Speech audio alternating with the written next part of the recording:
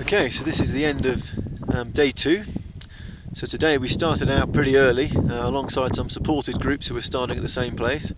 We had 23 kilometres of pretty stiff uphill ahead of us, about 1,100 metres to climb, and I have to say we were all pretty bushed by the time we got to the top.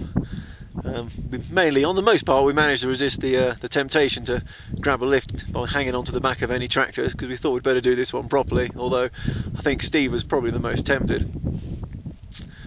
A few more kids today, no more rocks, which was good, so I think they were just trying to sell the odd bits and pieces and say hello, so a little bit of a friendlier reception. Now the tour groups that were supported obviously didn't have panniers, so we've had a bit of fun trying to keep up with them, and we've managed to keep up with the slowest, but I think the fastest had the best of us. But we all got to the top in the end.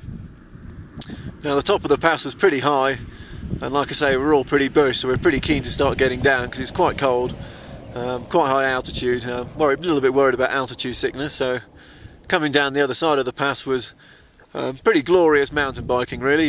Good tarmac road, pretty fast, nice and winding. We had a little bit of fun there.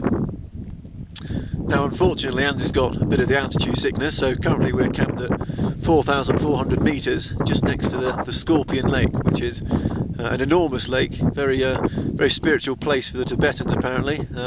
So the Chinese decided to come along and build a hydroelectric dam here just to annoy them, which seems a little bit unfair.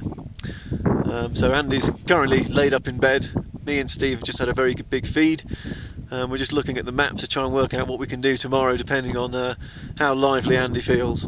So hopefully we'll catch up with you then, although there's been a few rolls of thunder in the air, so touch wood, we'll all still be here tomorrow.